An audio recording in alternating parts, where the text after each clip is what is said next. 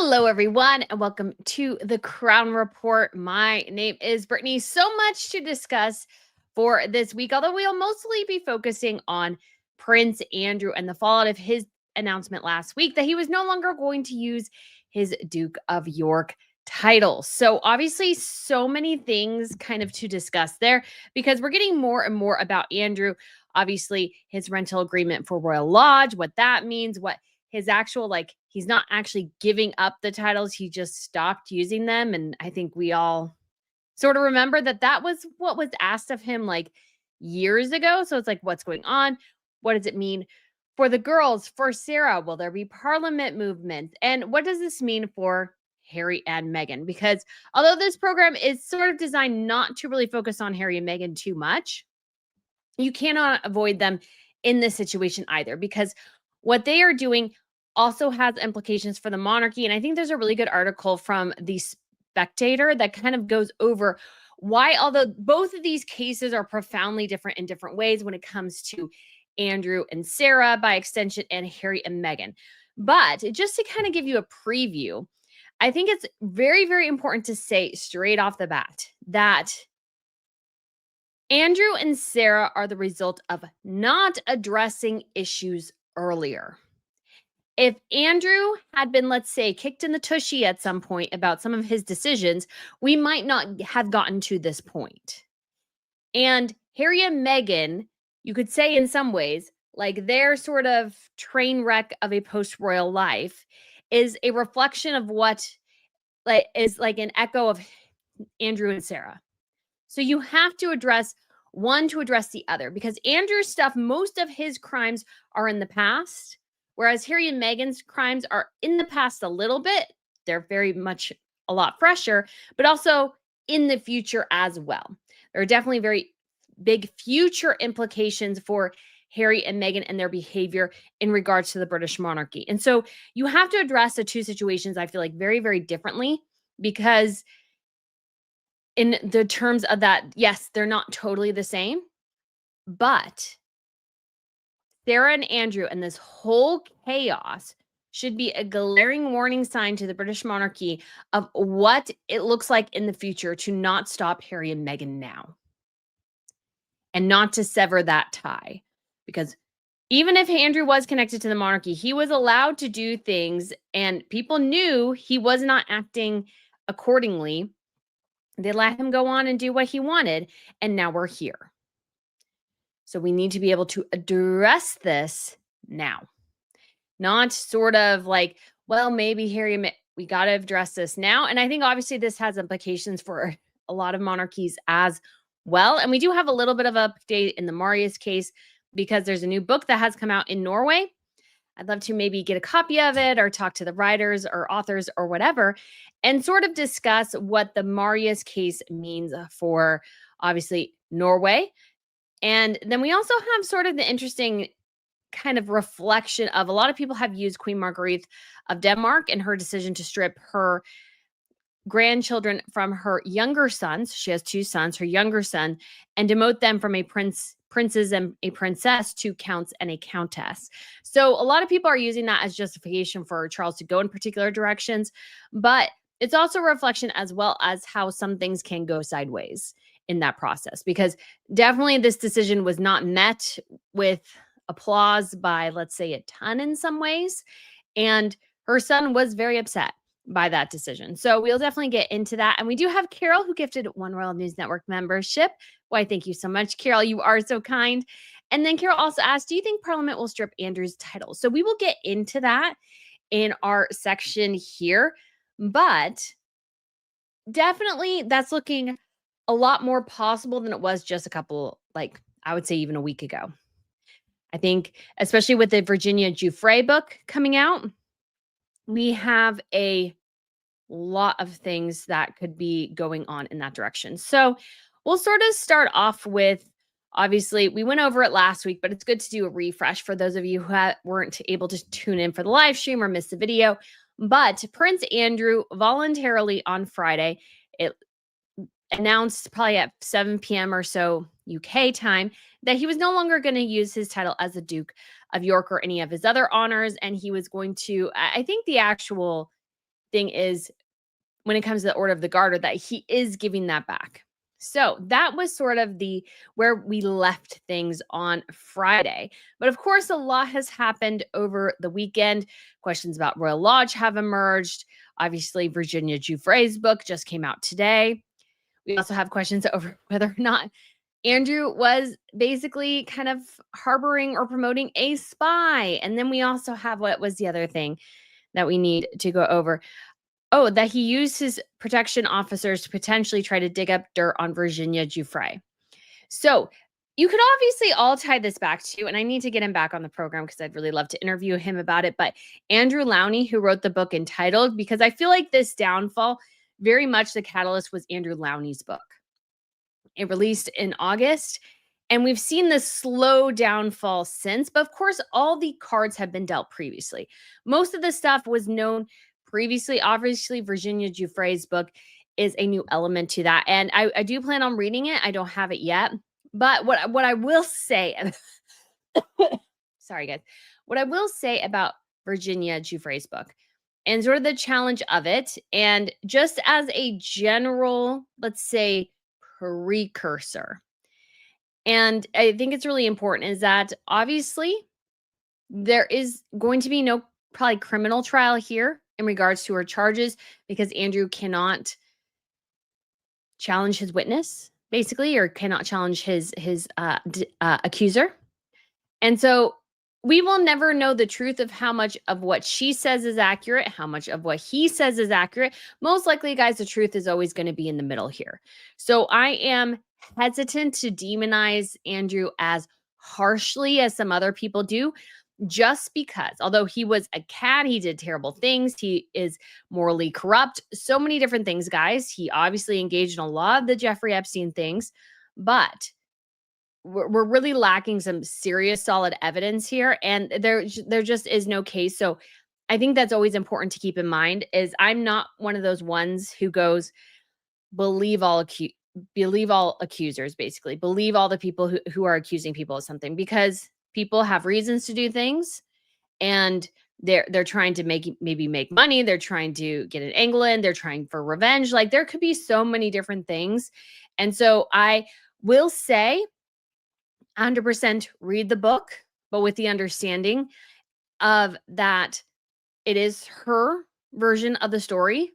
It may not be entirely accurate.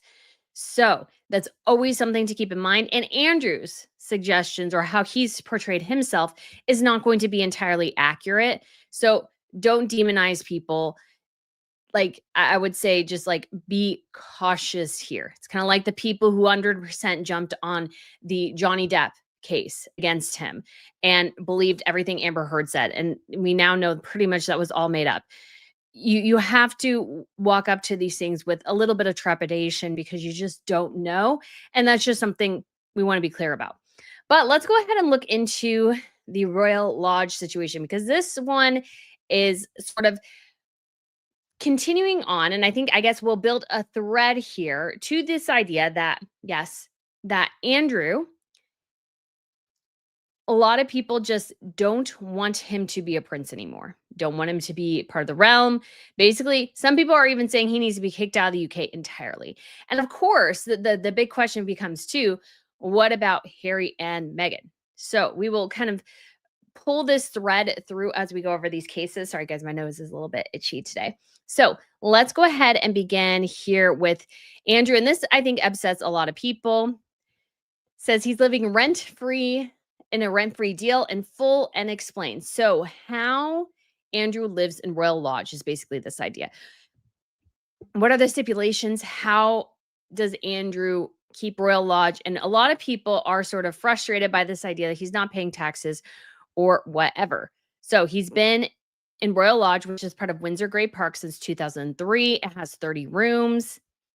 And it has been revealed Monday evening that the prince and his former wife, Sarah Ferguson, who lives on the property with him, had just paid one peppercorn, if demanded, in rent each year since 2003.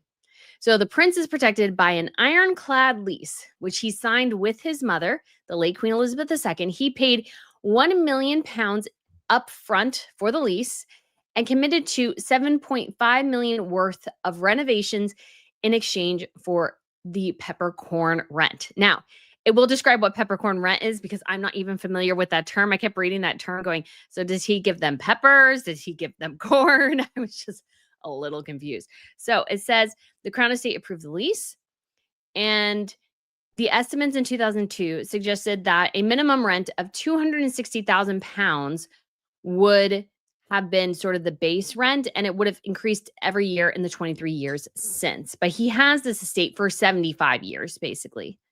So it runs until 2078. And before then, there can be no break, except for if Andrew can't pay his rent, but he's not charged rent. He's only has to give rent if he is asked for rent, and or if he breaks the term of the lease. And the terms of the leases, he has to keep up the property.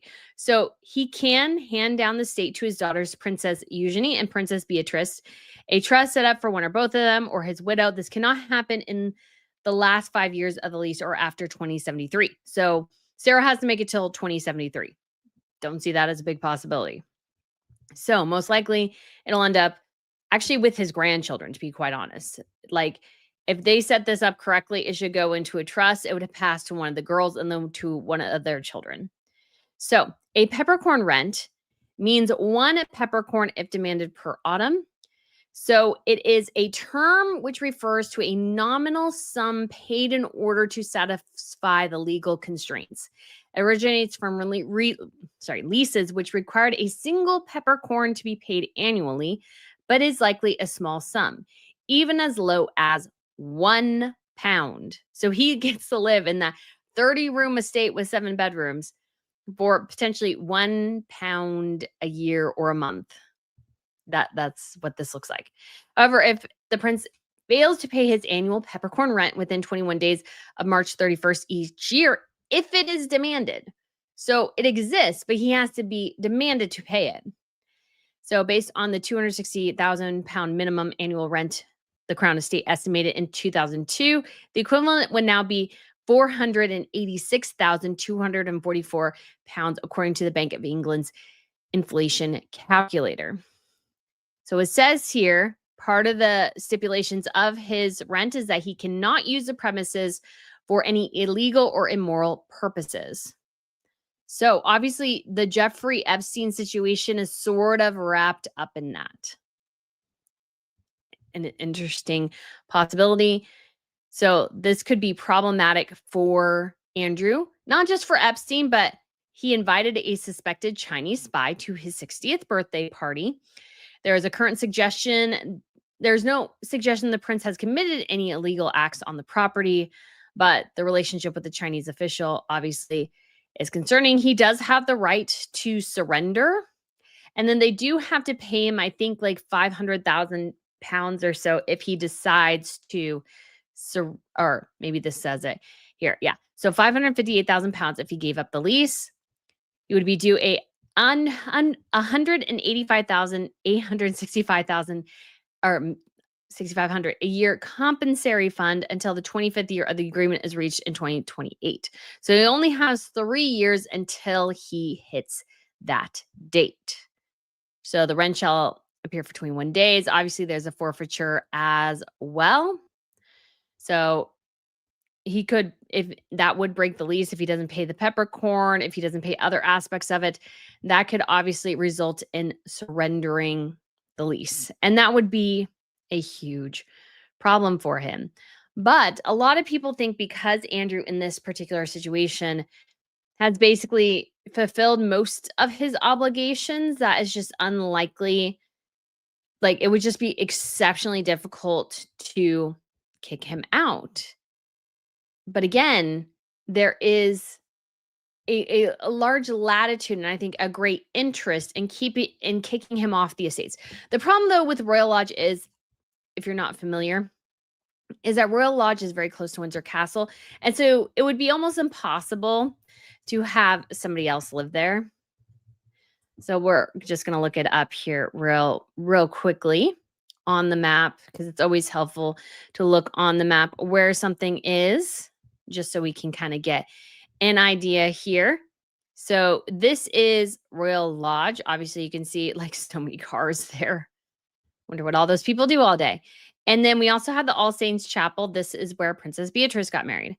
So this is Royal Lodge right here. And if we pull back, Windsor Castle is up there, but it's part of like a secured area. So it would just be difficult to have somebody else live there. That was sort of the kind of understanding, is that they weren't sure like who could they rent this out to.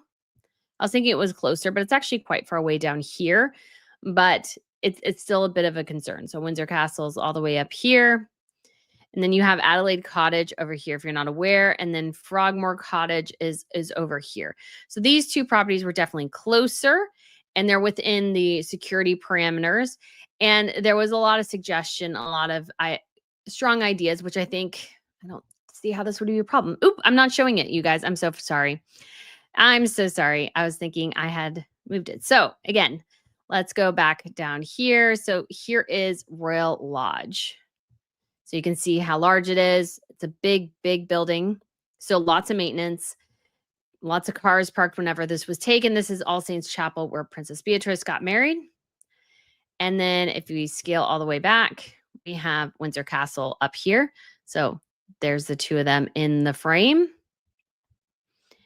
And then we have Adelaide Cottage, where Catherine and William currently are. And then we have Frogmore Cottage down here. And again, they wanted Andrew to live in Frogmore Cottage, and he decided not to. So it's a very interesting question again of what could happen here with Andrew. And I think people are like, okay, so now we know he's not paying rent. He was friends with a very, very morally dubious character who was convicted of sex crimes.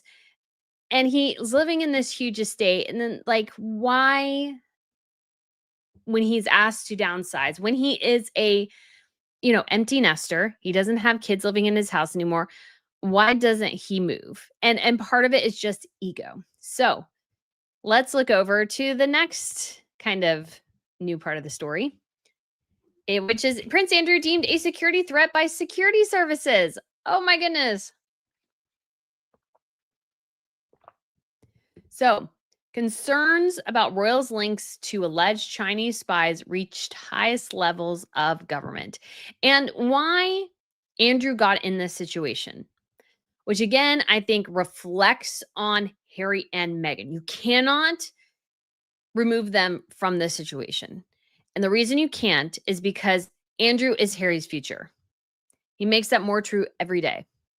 And Andrew is in this particular predicament because he needed money, and he wasn't particularly, let's say, smart, bright, discerning, different things, whatever adjective. He's a fool when it comes to money. His wife needed money, he needed money, and they weren't happy with the salary they were given. Sarah overspent. Andrew had a massive ego. So what you end up with is a particular situation here where he will do anything for money. So he is definitely 100% vulnerable to the wrong people because he has this desperation for money. Desperation. He wants money so badly. He'll go to anyone to get it.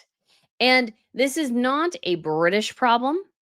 This is an entire royal problem, because you have those people who are not high enough up in the line of succession, who maybe just for a variety of reasons either can't make money, won't make money.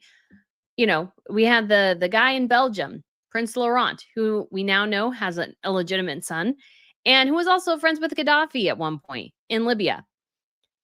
You have these people who I think it comes to with a particular level of arrogance that they think they're untouchable. And they think they're so important, so that anybody who is flattering to them gets their attention. And so Andrew made himself vulnerable. Again, this is not because Andrew was vulnerable, like, he was having an emotional problem or something like that. He made himself vulnerable because he always wanted cash. He always wanted money. And the pursuit of money is the root of all evil from the Bible. And I don't think Andrew is immune from that. He wanted to pursue money. And as a result, and this is just a good lesson for all of us, when you seek money and you don't really have any principles, if you don't have any, let's say, talent or anything like that, you end up in this particular situation. Yeah. And somebody did say they're experiencing connectivity issues. I do apologize. Like my internet has been kind of hit and miss recently. And I need to call them to get them out here. It's hard because you can call them to get them out here, but it's like they're not always great at like trying to fix it. But yes, Andrew is a problem. He's a problem that's not going to go away. And again, this is Harry's future because Harry and Meghan are also in the predicament where they need money. They want to live a very ritzy, wealthy lifestyle. And that requires a lot of cash. And you could say Harry and Meghan played their cards in a particular way because they did make a lot of cash. Unfortunately, it was all off the backs of Harry's connection to his family. And as that connection continues to dwindle, you're left with two nincompoops who can't, again, rub a creative brain cell between them. Neither one of them are particularly creative. Their industry they've decided to attach themselves to is dying. So, yeah, it's not going to work out very well for them. So this is from the Telegraph. So Andrew was deemed a potential national security risk because of his close link to alleged Chinese spies. Multiple sources have told the Telegraph that concerns about the prince raised by the security services as long ago as 2021 and reached the highest levels of government. Yeah. So he was meeting with suspected spy Yang Tengbu, who was banned from the UK in 2023. So there's concerns he could be endangering national security. And so he had at least 3 meetings with the Chinese official at the center of the collapse trial of 2 suspected British spies working for Beijing. One high-placed level source said absolutely there were concerns about the prince's activities from the security services in the years before Mr. Yang was banned from the UK, which were raised with cabinet ministers. Other sources familiar with the conversations in government at relevant times confirmed that the concerns were raised by British spy agencies that the prince was potentially putting national security at risk through his relationship with Chinese individuals. And of course, that is not to say that all Chinese individuals are necessarily bad, but this guy has no scruples. Again, he is desperate always for money. So he ends up in these situations. So that's what we get. And so there's a growing number of MPs which support the action of legally removing his dukedom through an act of parliament. Again, if Harry and Meghan aren't shaking in their boots by that statement, they very much should be because that is going to come back on them. I want to guarantee you that 150%. So we have also this story. Police looking into claims Prince Andrew asked officer to find information on Virginia Giuffre. So again, this is the young woman who Andrew allegedly had relations with. We do have basically confirmation that despite some people's claims to the contrary, this is a real picture. I don't ever doubt that it was. The composition made sense to me as somebody who actually takes pictures fairly regularly. Not obviously, my picture quality is much better because we've adjusted, but anyways. So the Met Police are looking into claims Andrew asked his taxpayer-funded close protection officer to uncover information about Virginia hours before the emergence of a bombshell picture of them together. Leaked emails that suggest Andrew passed his Met bodyguard Giuffre's date of birth, and confidential U.S. Social Security number were deeply concerning, said a government minister on Sunday. Ed Miliband, the energy secretary, told broadcasters the allegations should be investigated as it was absolutely not the way that close protection officers should be used. Mail on Sunday published messages Andrew allegedly sent Ed Perkins, then the Queen's deputy press secretary in 2011, saying he had asked one of his close protection officers to obtain information about Giuffre.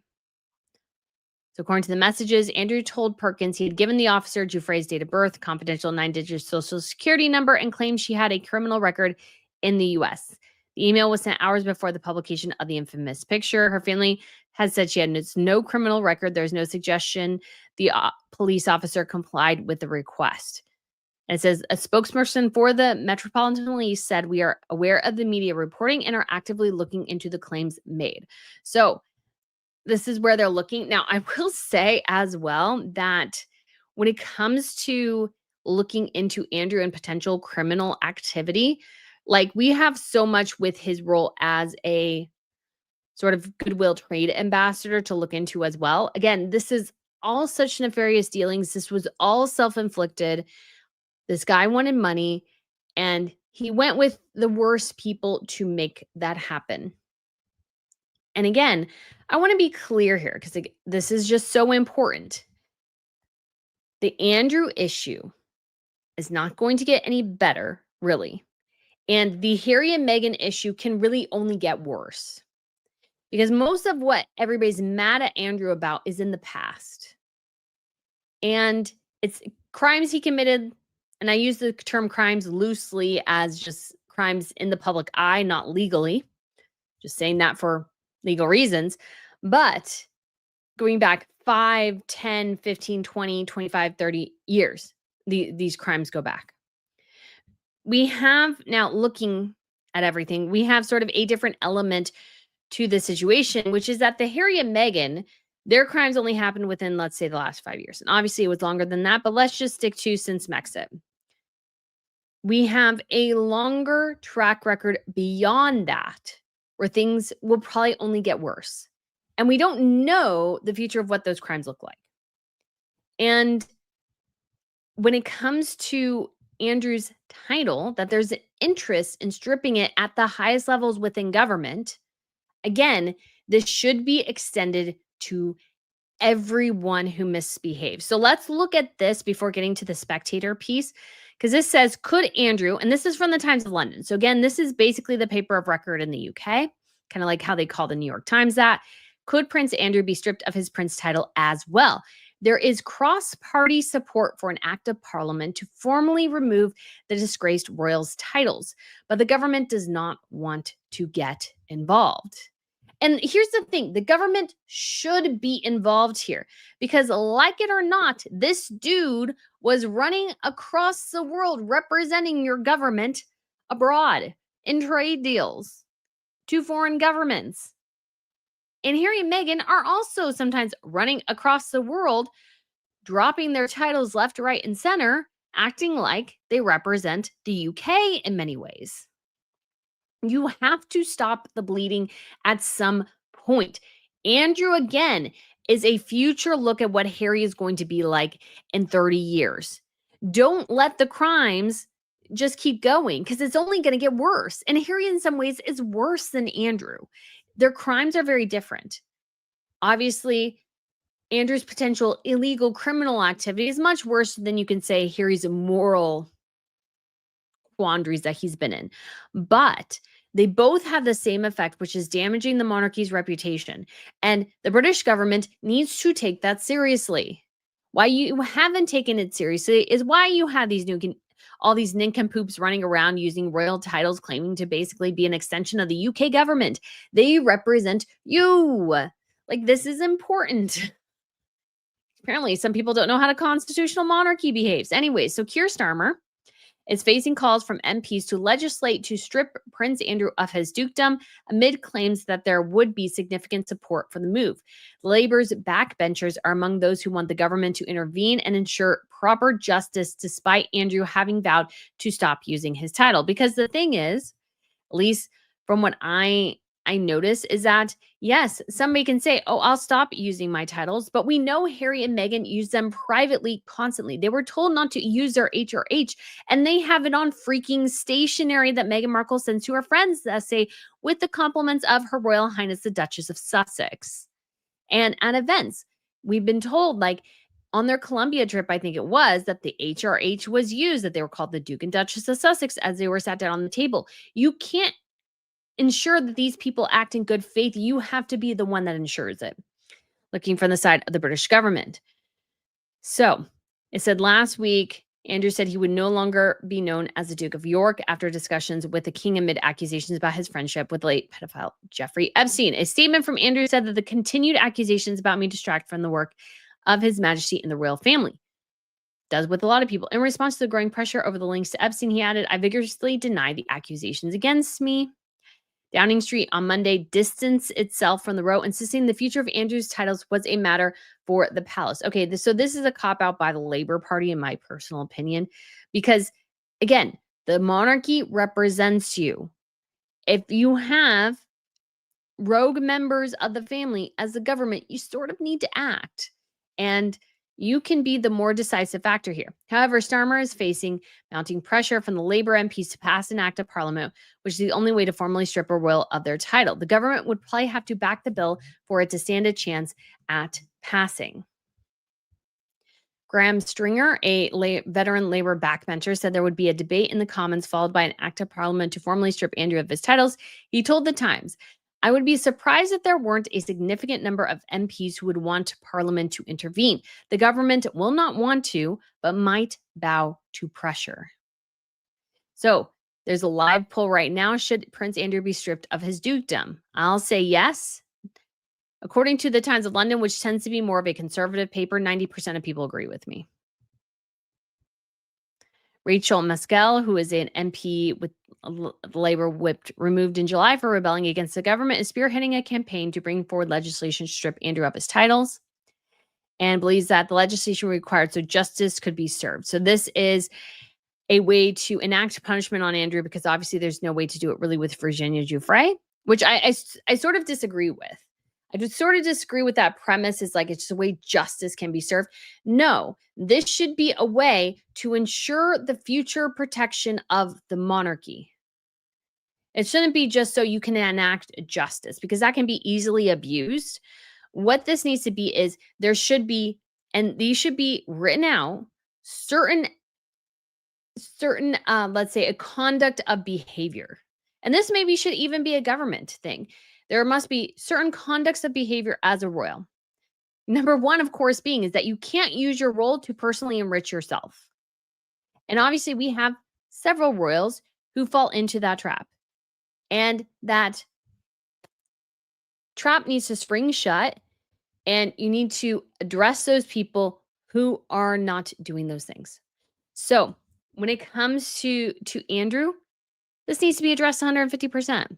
This needs to be addressed. Justice, I think, is too far. It's more of we need to protect the future of the monarchy. And to do that, we do need to take steps to let it be known that if you step out of line, there will be consequences to that. Just like being a teacher, being a parent, anything.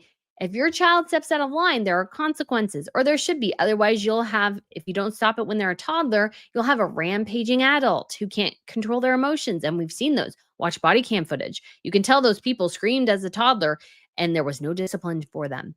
You can tell. So, anyways, we do have another MP, Stephen Flynn, who said the family of Virginia Giuffre, whose life was destroyed, are angry and aghast.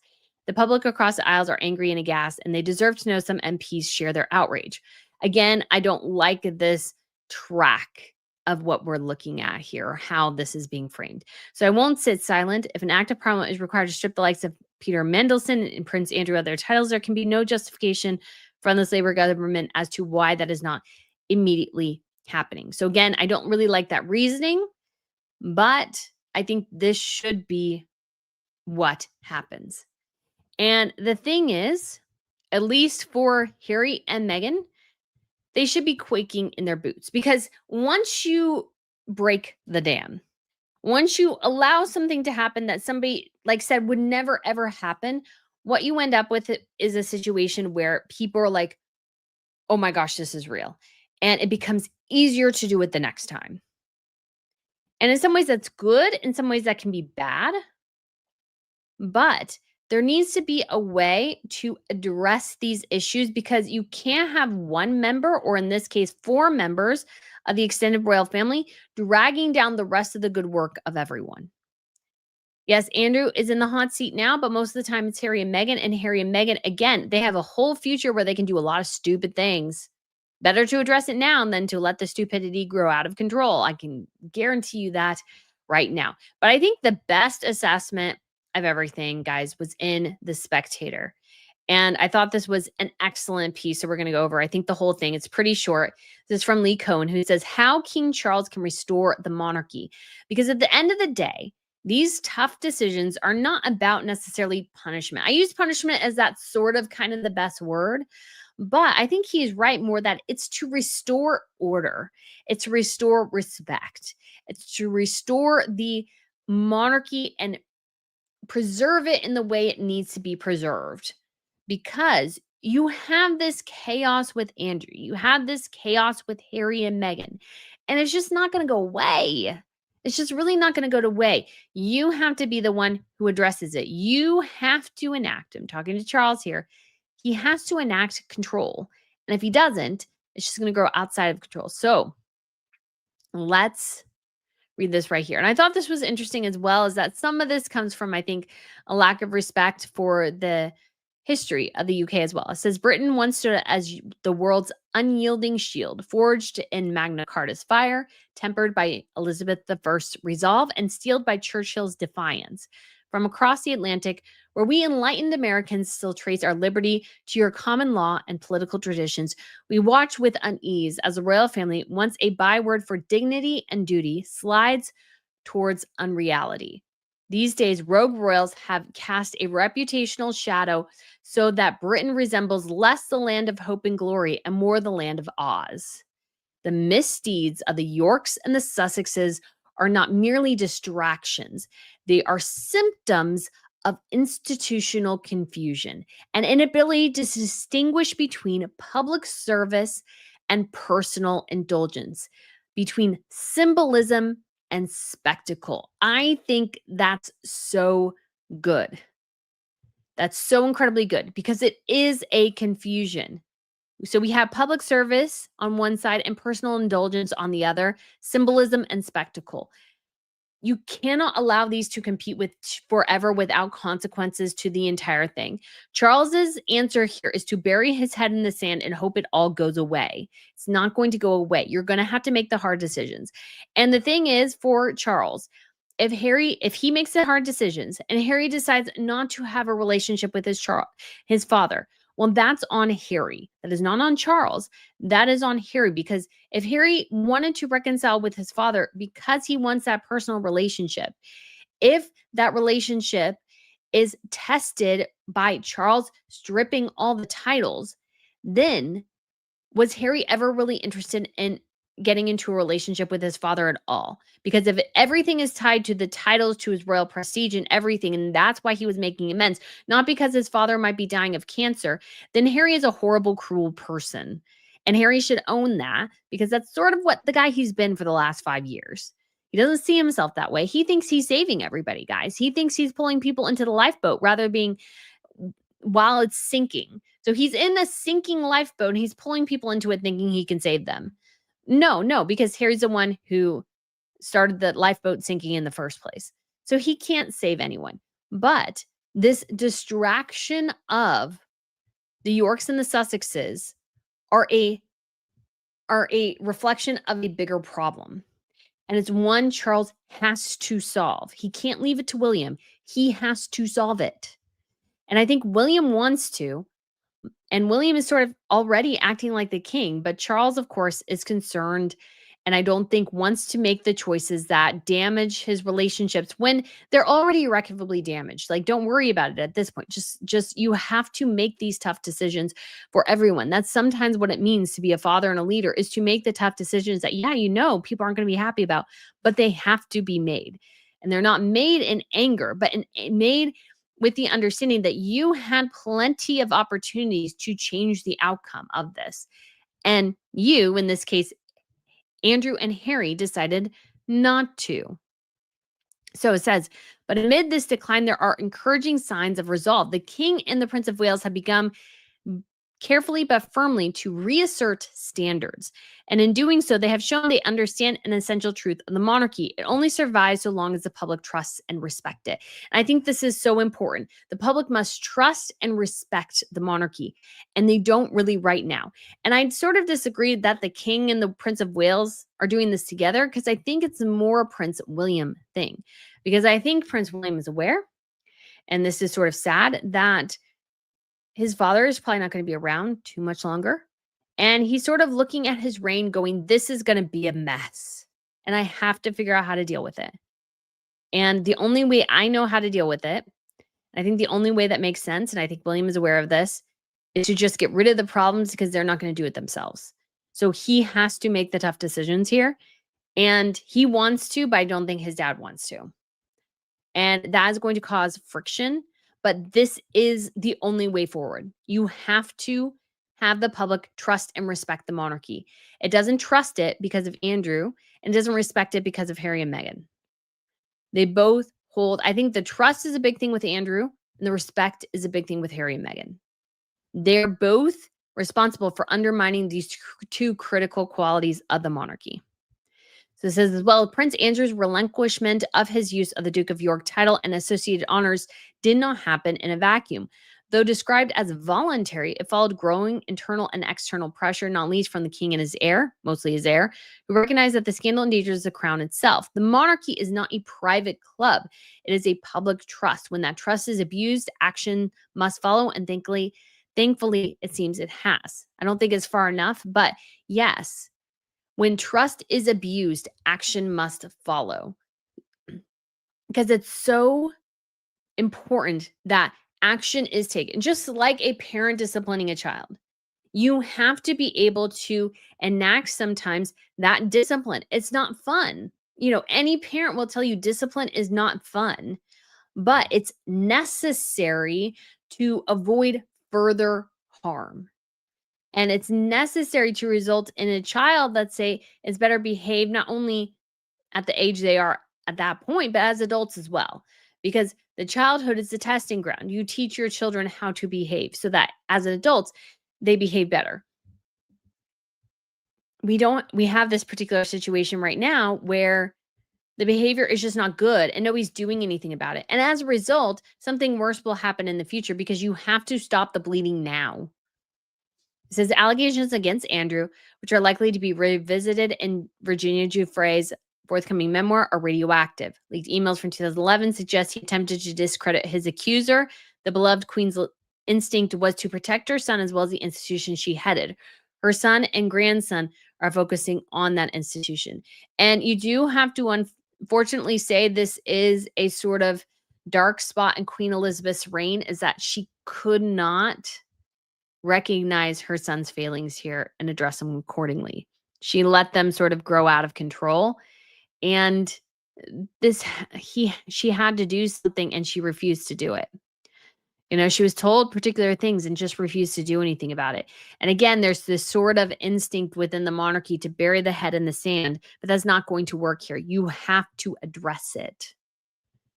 It says it must go further. Sarah Ferguson's financial ties to Epstein reinforce the lingering scandal just out of frame. There can be no half measures. The monarchy cannot afford to remain ambiguous about what it will tolerate. Titles like public funds are conferred with exceptional integrity. If that expectation is shattered, the honor should be withdrawn, not just in use, but in law. Yet if the Yorks represent scandal, the Sussexes represent something just as corrosive: envy and vendetta.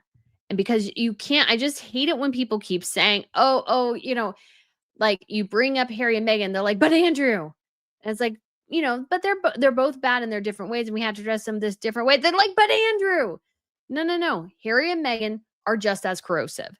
They are just as problematic as Andrew, just in different ways. And again, the bigger problem with Harry and Meghan remains is that we know what they've done in the last 5 years.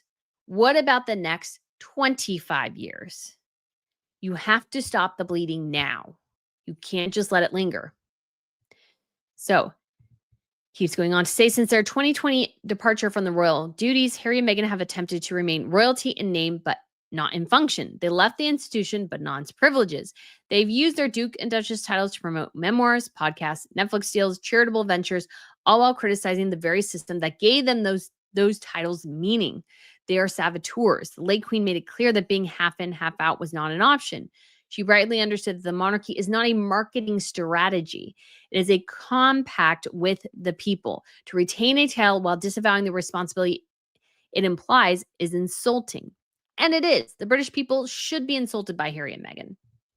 The Sussex's narrative that they were victims of a palace cruelty, racial insensitivity, and media hostility has been rehearsed across American talk shows and documentary specials, and yet they cling to the very labels they claim have brought them pain. This is not a new model of monarchy. It's a kind of constitutional cosplay that cheapens the British most enduring constitution. This is why I call them the cosplay royals. Glad that is catching on with other people as well. The King and Prince William have been measured in their response. They have avoided public recriminations, instead of opting for firmness through silence. But silence is not sustainable forever. I agree. I don't think the silence is working here anymore. As soon as they sense the public's patience is wearing thin, the monarchy's strength lies in the fact that it stands above partisanship, above fashion, above self-interest. When that symbolism is appropriated for personal enrichment or yielded in defiance of the crown's own values, the damage is unbearable. Exactly. It has to be addressed. You can't just ignore it. The public understands the public understand this. The monarchy depends on respect that cannot coexist with double standards. It cannot survive with the perception that one tier of royalty is held accountable while the other is free to monetize its connections to the throne. Restraint is dignified only if matched by resolution. So, obviously, here, perception that one tier of royalty is held accountable. So, this would be Andrew, and the other is free to monetize its connections. You cannot, this is a two-headed dragon here. You can't just cut off one head. You have to cut off both heads. And that in this instance is Andrew and Sarah and Harry and Meghan. You have to address the problem. You can't just let it slide under the rug. You can't just think, oh, it'll go away. Oh, Harry and Meghan will get better. Harry's trying to make inroads. That's going to be like result in better things. No, no, no, no, no. You have to address all of it. And I like how he says here, the answer is not revenge. It is restoration. The monarchy has always evolved to preserve its core, and now it must do so again. Parliament should act, if necessary, to finalize the withdrawal of Andrew's titles and to remove the Sussex's titles altogether. This is not pettiness. It is existential. Titles must trust. Titles like trust must be earned and safeguarded. Guys, if you've been watching this channel, you know I've said a lot of the same. The titles there has to be a way to make sure that the people who are using titles have gone through whatever steps necessary to make sure that they act in certain behaviors, because a title is a privilege. It's not a right in a lot of ways. That's how it should be seen. It's a privilege to vote. It's not really a right to vote, because we do have something to that effect, because we're not required to vote. We are privileged to vote, and we can exercise even our right not to vote. Sorry, that's not making much sense. But it says, as an outsider, let me share that Britain has long been admired for its pageantry alone, but for the seriousness behind it, or has been admired not for its pageantry alone, but for its seriousness behind it. Today, that seriousness is at risk.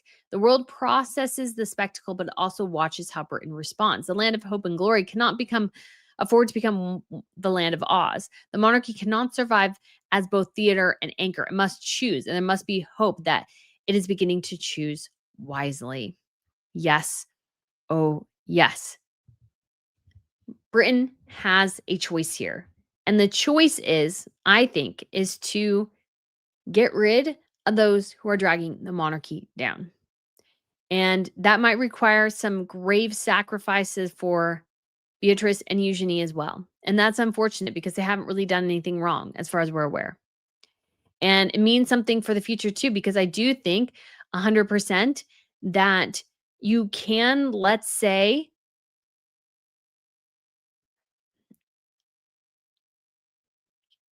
the titles for the future must be preserved. I think for the Wales's kids, especially, and those sorts of things, they'll need more people who are able to work for the monarchy. I don't know how Catherine and William and just George and his spouse are going to do it. They're going to need more people. They're going to need to figure this out. And so at this point, when it comes to the monarchy, the future's looking a little bleak here. It's sort of looking a little bleak. I mean, we're getting these bright spots now, but Charles needs to act a bit more. And I think because of his cancer, he does not want to be necessarily the bad guy. He doesn't want that stress, I think, on his life. But that stress is there whether he makes the decision or not. And isn't it better? Wouldn't it be better for him to leave a legacy of making those decisive decisions now rather than just leaving it to William to be the one to, as the bearer of bad news? Because this is a problem that's not going to go away. And yes, we can regurgitate Andrew's sins over and over and over again. And I think that's probably what will happen to him for the rest of his life. And he deserves it. He made those decisions. So did Harry and Meghan, though. Harry and Meghan, to be clear here, could have made very different decisions in their life.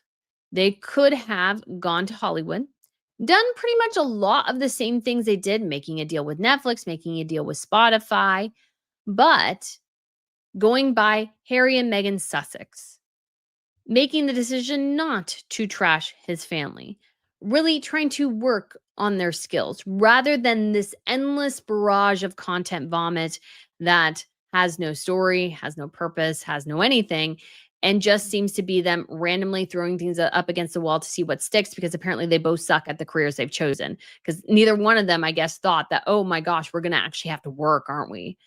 And in the process, they are constantly using their titles. I think even the failures would have been more acceptable if they just went by Harry and Meghan.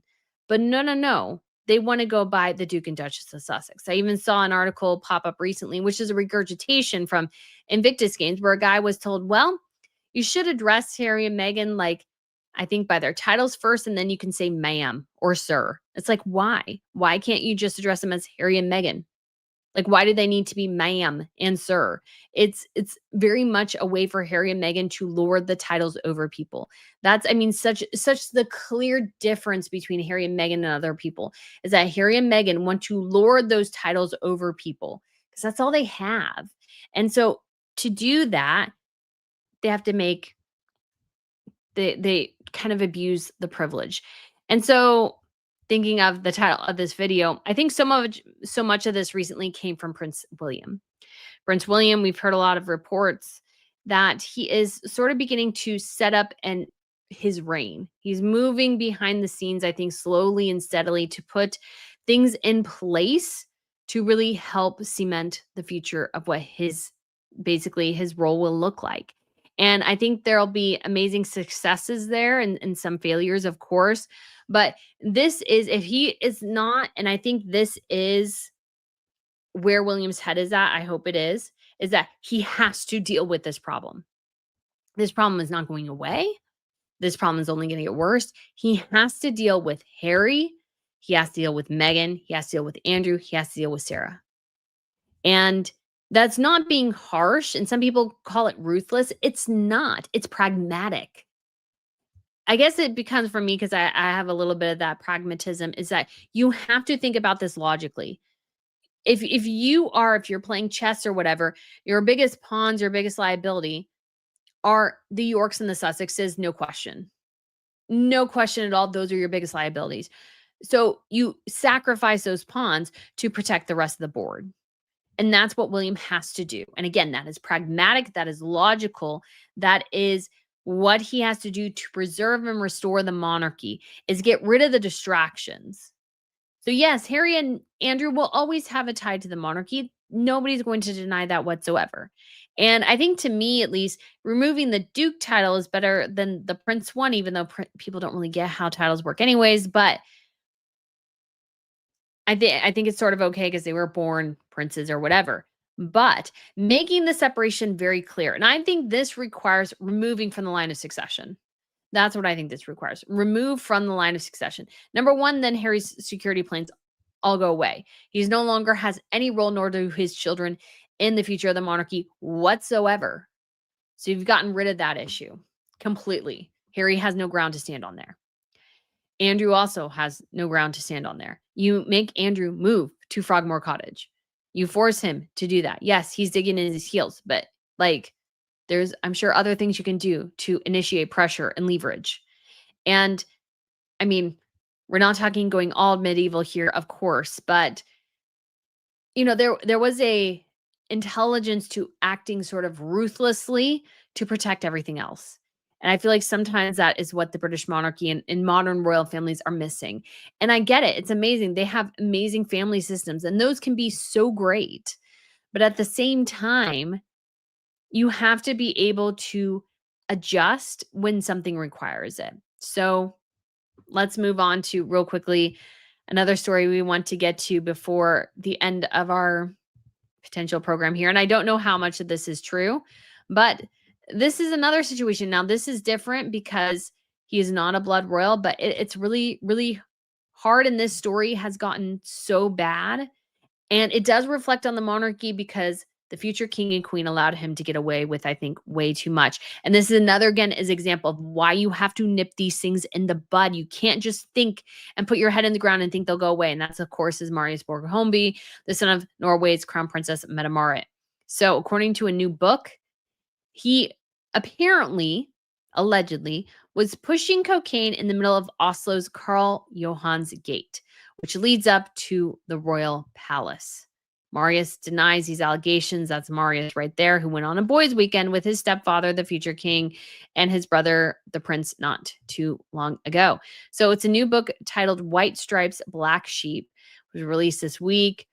And the journalist duo, Trongrier and Oyston, are responsible for the book, and they've made this particular allegations. Marius denies it. But it says down here, according to the book, the police feared that Crown Princess Mette Marit would tell her son about a pending arrest because he was arrested twice last year because she did it last time. So they didn't let her know. But in this book, we have a new thing. It was late summer 2023. The man was tall and slim with blonde hair and a tattooed torso under his summer shirt. The Spaniard had no choice but to report what he saw into the system, which was that, sorry. It's so weird. The translations aren't always super clear because in the middle of Oslo's main street, which led up to the king's palace, Crown Princess Mette Marit's son stood selling bags of cocaine. Now, so it's late summer night, so it's entirely possible. I think cocaine was something that Marius had in the system.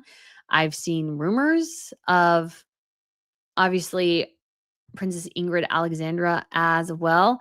And the expert Forty Ogorek says, I am shocked if this is true. The fact that Marius is said to have sold cocaine on Karl Johan not far from the palace is absolutely shocking and terribly sad.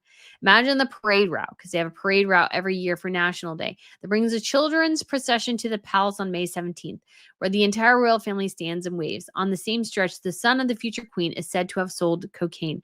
It's almost too incredible to be true.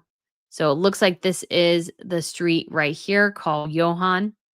And I hate to say it, but I don't necessarily not think it's true. I imagine it could very much be true. And this is the problem, is that when you have rogue royals in this instance, you end up with a lot of problems that you didn't necessarily anticipate. And that's what's happened here. They have to address this for the future of the monarchy. They have to in the UK. And yes, the situation is not as bad as the Marius case or anything to that respect, but we have a big growing problem of what to do with royals who are not really, let's say, part of the system, who are the spares who go rogue.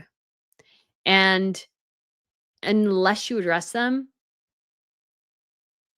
it's just not going to get any better. So guys, that is obviously the main big point of this live. I know we usually go over what's going on in the other royal families, but this was just such a big story and a big point of discussion that it's impossible to avoid. And if you're not aware of the Marius Borgholmby case, I should have prefaced this, is that he is the son of Norway's crown princess. So she was a single mom when she married the future king. And he was arrested last year for assault and violence. And throughout a police investigation lasted about a year, they came up with initially 23 charges, with the prosecutor expanded to 32. And so they include most serious being SA, and then threatening a police officer, I think, is one of the lower charges. But he has very, very serious charges, some of which happened allegedly while he was using a diplomatic passport, while he was in his parents' home at one point. And it's just, I think, so bad for the future of the monarchy there in Norway and Britain as well. Again, they just keep thinking the Andrew situation is going to go away. And yes, there is no, let's say, quote unquote, new information. We're just getting a regurgitation of a lot of old information pretty much that we already knew. But every new piece that comes up, people are going, hey, why aren't we fixing this? Why is Andrew still around? Why does he get this? Why does he get that? All these sorts of things. And that's, again, a situation that must be addressed and resolved. So we do have some super chats here. Carol said Charles needs to act like George V, where the survival of the monarchy is the number one priority. Thank you so much for the super chat. And yes, we do need to address this issue. It's not going to get any better. And Charles is going to be the one who should be the one who makes these tough decisions. Otherwise, it's going to fall to William. And again, I've always said, guys, when it came to stripping the tiles from Harry and Meghan, if Charles indicates to Parliament he is willing for them to act, they will act. Because there is a family angle to all this. So that makes this a lot more complicated. But yeah, we have Metabale says, give a super chat. Thank you so much. That is so kind of you. And Dr. M says, and thank you so much for the super chat. Any thoughts on why they changed Andrew's title on the royal website, but no, not completely remove him? I don't know. I think the royal website is horribly run. And so let's see here, because I know they changed his name. Oh, just Prince Andrew, guys. It's just Prince Andrew now. I think the royal family website is horribly, horribly run and designed. I think it's terrible. So this is currently what it looks like. I think it's sort of cumbersome with the moving tiles. So we have this, and the Duchess of Gloucester is up here. I don't know why. The Duke of Gloucester is down there. She should be over here. We still have Harry and Meghan on there, and the Prince Andrew. Why? I don't know. They haven't worked there in 5 years, guys. What the heck are you doing? And, they just don't need to say anything. Who really gives a crap? Come on. Oh, man. So, yeah, best to just take them off. We need to reorder this because the Duke of Gloucester should technically be above the Duke of Kent, and the Duchess of Gloucester, I don't know why. It's a crappy website. I'm sorry. It's a crappy website. My very humble opinion. All right, we have 28 Flying Dutchman, who's been a member for 22 months, who says, I think Queen Elizabeth felt guilty she wasn't hands-on with Anne and King Charles III, so she compensated with Andrew. King Charles III is repeating these mistakes. I feel for William and Catherine. So it's somewhat true and somewhat not, because yes, she was a little bit more involved with Andrew, but she doesn't really have the same feelings towards Edward. And Andrew was still raised a lot by nannies. So this idea that she was a little bit more hands-on is somewhat true, yes. And she didn't, let's say, travel quite as much at that point because she didn't need to establish the realm quite as much. But I think it's overused, this idea that she is overcompensated. And that doesn't excuse what is happening now. As a child, yes, maybe overcompensate, that's fine. But he's a man in his 60s now. She should have been able to, or at least late 50s, she should have been able to make those tough decisions.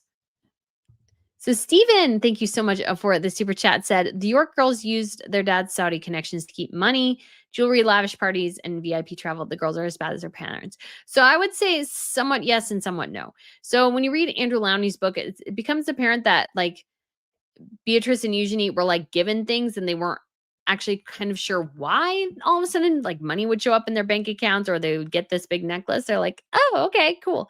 So I don't want to say to criticize them, let's say too much, because they're not responsible for all the things their parents are doing. So yeah, but they did definitely benefit, and they were aware somewhat of the nefarious dealings, but they weren't the ones responsible for them.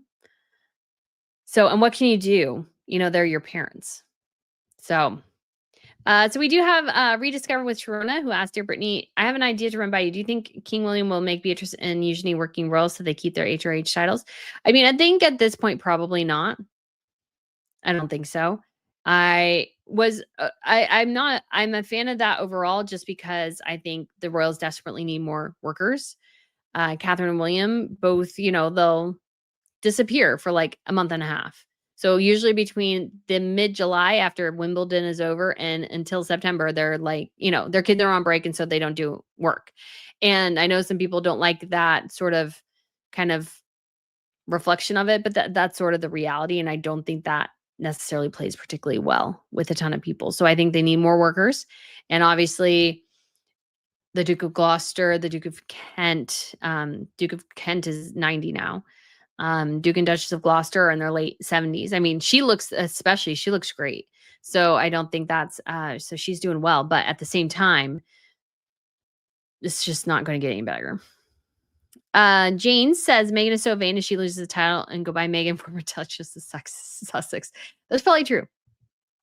Maria says, thank you for your restraint on commenting on the accusations. You're welcome.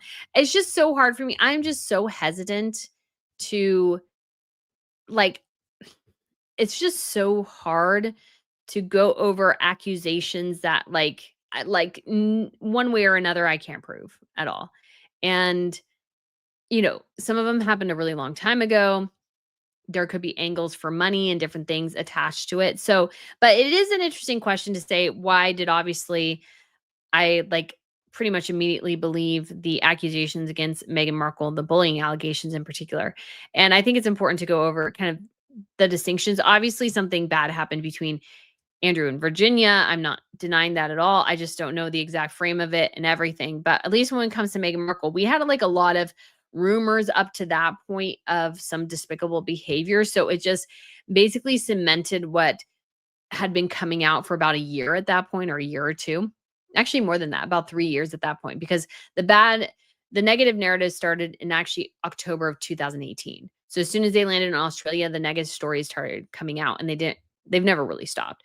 So we've known that that it was in the Times of London. So obviously very seriously. Valentine Lowe is a fantastic journalist. He spoke to people directly. You could tell that the stories were remarkably consistent, and they, mentioned particular names, and Jason Knapp, Simon Case. And although everybody was held to NDAs, the palace did investigate, and they were aware of these issues, and they had been reporting on them long enough where we had more framework. And yes, you could say having the accusations out there could be retaliatory against Meghan for the Oprah Winfrey interview. But at the same time, I also I tend to go through and look at things logically. I can understand the point of which Valentine Lowe mentioned, that the Times was hesitant to go with the story.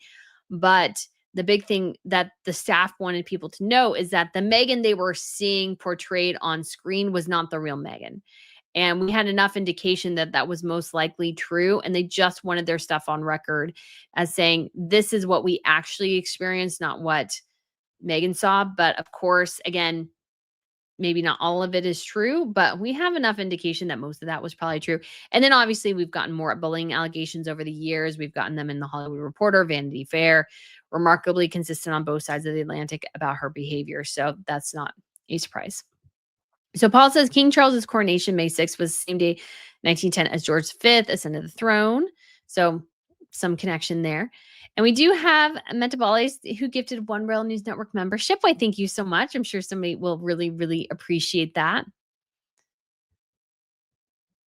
So Liberty says Prince Andrew had a fully staffed royal palace gifted to him in the Gulf, but he thinks it's too quiet and his wife doesn't like the heat. It has been claimed. Yeah, some people are saying Andrew should leave the UK entirely. Catwoman said, I think King Charles III feels guilty about Diana and other wrote over her titles and then the accident, so he's hesitant. Heard he feels bad for his actions. Then just a thought. I don't really think so. I just think Charles is sort of weak on this topic. I don't think he wants to rock the boat too much. And the thing is, and this is again a big if they address the Andrew situation, they have to address the Harry situation. Once you address one, you can't avoid the other. And the other becomes glaringly loud. So Her Majesty says, I wonder if the BRF attempted to deal with Andrew internally and William will do more through letters of patent to not set the precedence of government removing titles, a slippery slope for government involvement in the monarchy.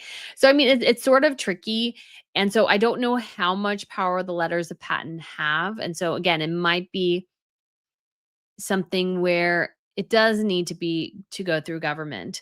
But I don't think removing the titles. See, I don't really like removing prince and princess titles. I think that's maybe a step too far. That is how they were born.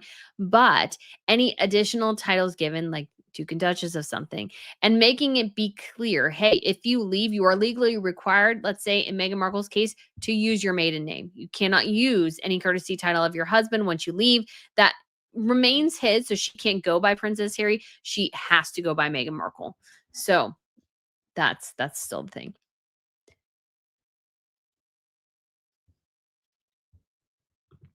So Phoenix says William is planning on slimming down the monarchy. They won't need a lot of worker bees. Unfortunately, they do need more than I think Prince William wants to believe they do. I think Charles is finding out the same. Yeah. So Louise says both William and Catherine should work a lot more. If the kids are from school, then take the kids with them. It can be done. I've just seen that in Sweden the other day. Yeah.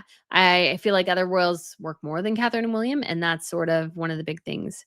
Royally Fruit said, according to Taz, ask Andrew about his book and the York girls, Taz loves them. He told her there's a lot of shady things about them too. He's waiting to write about them too, like the York girls. Yeah, I asked him a similar question, I think, something to that effect. So I did a whole interview with him as well about that. Space Cadet says another YouTuber reported Prince William wants to speak to the princesses in person over what they know. And they said they think their dad should talk to them first. Sounds dodgy to me. Yeah, I wouldn't believe it depends on who the quote unquote YouTuber is. I don't think all of them necessarily, just my personal opinion. Um, all the information is, let's say, accurate. So Liberty says Andrew Lowney hates Prince Andrew. He thinks he's a leech and arrogant. He focuses on their finances in the book. Yes. So I've read the book. I did a whole interview with him and we covered a lot of that. So Phoenix says cancer is not an excuse for falling through with his duty as a king. He has servants and silver platters. He travels. He's a wimpy king, allowing Harry and his wife to destroy the RF. I think that's important. That Charles is just a little flimsy here. So Liberty says she isn't Mountbatten Windsor, not Markle. No. So my understanding has always been is that when it comes to royals, and this is true in other families too, is that blood matters when it comes to royalty. Meghan is not a blood royal. So she would be still have her maiden name Meghan Markle. Catherine should still be technically Catherine Elizabeth Middleton on her legal documents, or at least some of them, because she is not a blood royal. She cannot be a Mountbatten Windsor. Neither can Sophie. Neither can, well, doesn't make as much sense, but Timothy Lawrence or anything, because the blood within a royal family. So if you are a blood royal, that means you are born royal or born the member of the royal family. You can be able to use that name. Merridans should not be able to use that name. So Paul says Meghan is believed to have changed her name to Sussex. Yeah, I mean, she can legally change it to whatever the heck she wants in the US. She's not prevented from doing that, but she'll look really stupid if she goes around going, "I'm Meghan Sussex," and they're like, "But they took your husband's Sussex title away." Yeah. So Peggy says, I think she should go by Princess Harry. She would absolutely hate that. Yeah, and that's technically what she could go as.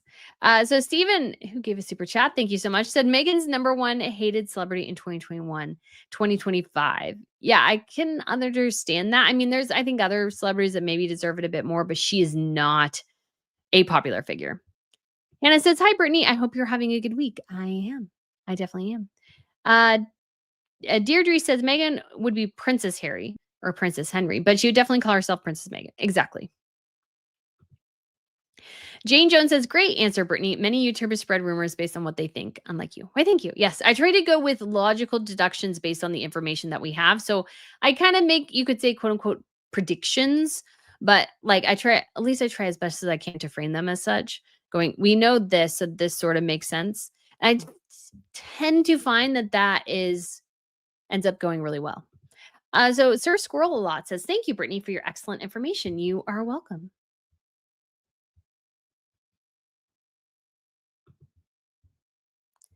Celebrity said somebody reported they tried to find out if they legally changed their name and they said they didn't. Yeah, again, I'm not sure. Meghan was a little all over the place when it came to her name. But again, she's the one who made a big deal about her name. You can't complain about it and when you're the one who started it. Philip was loud because he had royal blood and that he was a great grandchild of Victoria. Yes, so that makes sense. I don't know who's calling me. All right, so Sir Squirrel Lot says, be sure to hit the like button. Thank you.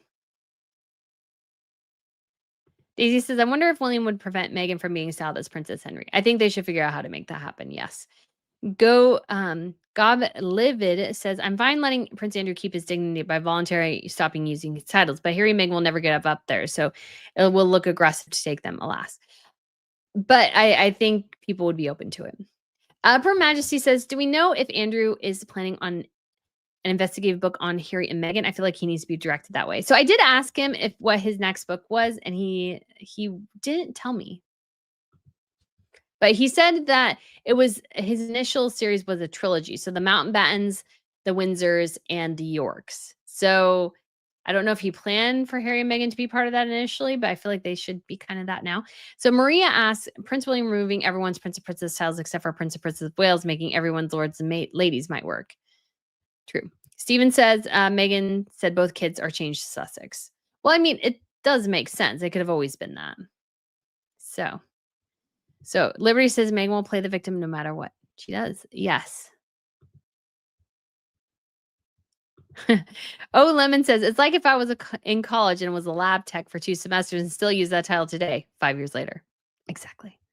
Exactly. So guys, we will go ahead and wrap up this live stream here because obviously I talked a lot. We answered a couple questions, but I think we covered so much of it, but we will see what the future holds here. But I feel like because of Andrew's movement on Friday, the pressure of the king, that we're seeing some things start to roll into motion that I've been talking about should have been happening for years at this point. You need to have consequences for the principles. This is why Andrew got away with his nefarious financial dealings, why Meghan Markle allegedly bullied staff. Is because they thought they could get away with it because they could. Because there was no recourse to quote unquote punish them. And I don't mean punish in a bad way, but you need to be able to protect the people who work for you. You need to be able to protect the interests of your country so that people who are only in it for themselves know that if they do it that way, that'll be addressed very, very quickly. So guys, thank you so much for tuning in. I hope you have a great Tuesday, and we will let this run maybe for a bit and then I will re-upload it on the Crown Report YouTube. So I'm very excited about that, guys. Thank you so much for watching, and I shall speak to you again very soon. Bye.